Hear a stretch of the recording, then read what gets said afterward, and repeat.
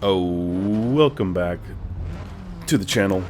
Forza Motorsport, more touring car hotness going around. Oh, what is this? Is this Grand Oak? This is Grand Oak. Now this track is the club version, whatever this is, the short circuit. It's pretty Suzuka-like, where it's got long winding bends. And this one has a lot of elevation to it, though, which adds another thrill to it. So I'm going to go on the inside of these two. Easily take that position, those positions.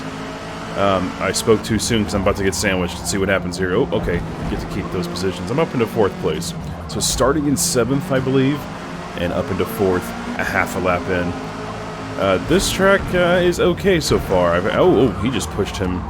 Give him the old pit maneuver. I try to go around, and that puts me in the grass because I was a little overzealous with trying to avoid the wreck. So there goes all the positions that I've earned right down the drain.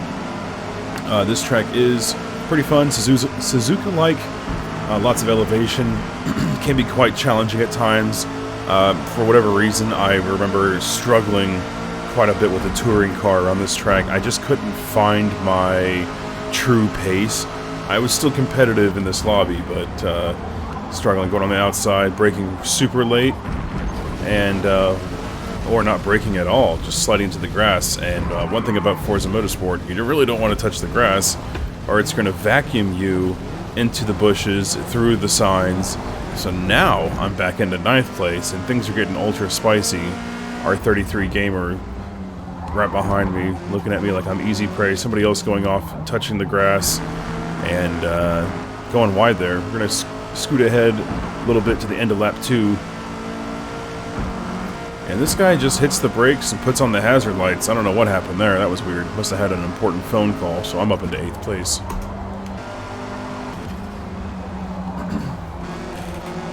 We're going to skip ahead to lap 4. Still in 8th place. Nothing much going on here. Slowly getting back to these two. And he goes wide. He kind of looked like... Little Tiger looks like he nudged him. I came in hot, so I go into the back of Little Tiger. Try to do a little cut back here. Stay clean as Narco's right behind me. Little Tiger fishtailing, a little oversteer there. And again, I come in a little too fast, bumping off a Little Tiger and just bouncing off of him like a pinball. R33 Gamer catching up to me and making the move as I made the mistake bouncing off of the car ahead. So I lost 2 positions on that one tiny little mistake there. But I am not giving up. Those two side by side going into turn 1. R33 you're just in front of me. Finest Grandpa 5 seconds behind, so I'm not really worried about him. And here I go, touching the grass just barely again, but luckily 3 of the 4 tires were on the curb there, so I was able to maintain some speed and to stay on the track. Gained 2 positions, going on the outside into turn 2.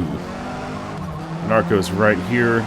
Let's see if I can't get into my spot to overtake him on the next turn. And nothing happened, so we're going to skip ahead. Beginning of lap 6, going into turn 2. Another mistake made, R33. Giving me no space, but that's okay. He was a little aggressive there. So I'm back into 8th place. Skip ahead to lap 7 at the exact same spot. So it looks like there was a glitch there, but it was literally just turning over time to lap 7. You can tell R33 starting to lose his grip there because I'm really easily able to take him over right there, getting into 7th place. Narco just ahead of me, and I wonder if he's running on softs as well. I chose mediums on this race because soft is not the way to go unless you're planning on pit stopping. So I'm trying to do a no stop on mediums, which is proving to be quite difficult as well. All over the curve, into the side of Narco. Oh my goodness, this is why my safety rating dipped. Oh, what an ugly race. This was not my finest at all. Back into 8th place.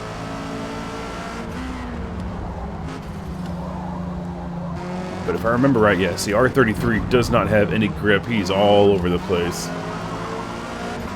So his ice skates of soft tires must be giving him quite the handicap. I'm not going to push anything here. I'm going to make him, let him have his mistakes. And then try to take him in the next turn as he goes a little too wide. Just stick on the inside, making it as clean as humanly possible. Side-by-side action going into the last turn, though. That's never a good idea, right? Let's see what happens here. Narco pulls off into the distance. Excellent tire wear management there. And Tiger gets to pass Narco there, so pretty tight spot for 9th place there. Now we're going to cut ahead to, I think this actually is Suzuka? Yeah, this is Suzuka. So, kind of the same thing. Long turns, lefts and rights. Nothing too special. Honestly, this track is quite boring. It doesn't make for good racing. You only have the last turn and the first turn for good overtakes. You can have some decent side-by-side action, and that in itself can be fun, but if somebody makes a mistake, you're going off into the grass. And check that out, that's Mr. Tatey there. Tatey from THR back in the day. As I go side-by-side, door-to-door touring car smashing with Tatey, my old friend. Stewie Knight trying to shove his way into making it 3 wide. That didn't work out. 2 cars go wide there. I'm on the inside. I get a 0.8 second penalty for getting pushed off into the grass by Stewie Knight, so that's one of those instances where the Forza race regulations just is not kind, even if you're the one that gets pushed off by someone else's reckless driving. So we're going to cut ahead to the end of lap 2, trying to catch up with Bano here. 2 people off into the side. So now I'm up into 10th place. This is some epic racing for mid-pack racing. Mid-pack Merginator, that should have been my new name, because I'm never in the front. And I'm too good to be in the back. Okay, let's go. 1 car overzealous there. Captain Potato drops down into 10th place. I'm going to go tire to tire with Bano here. I'm going to dip back just a little bit because I am not willing to go side by side with people around Suzuka. It always ends in tragedy for me. Oh, that guy gets the old pit maneuver. 2 positions open up. Bano and I take it. I'm in 7th place. I'm trying to get up into 6th place. Get my spot back.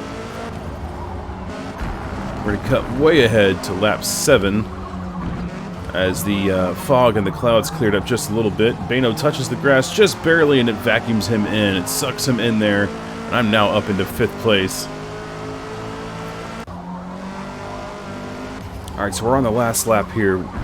About halfway done with it. I got that penalty from on the first lap, if you remember, and Bano has been slowly catching up with me, and I was 2 seconds ahead of him, but my tire wear is just getting the best of me. I don't know what he's on, but he's caught up with me really good, and my penalty is going to make it so where unless he makes a mistake right here, which I'm hoping for as I go wide, almost touching the grass, almost getting vacuumed into the sand, he's able to best me there and get the pass. So I'll be able to fall back into 6th place, even with my penalty. Rally Freak is 5 seconds behind me with a 2-second penalty, so I am safe here in 6th position. And that's going to do it for today's racing. Thank you so much for watching, and I will see you at the next race. Bye-bye.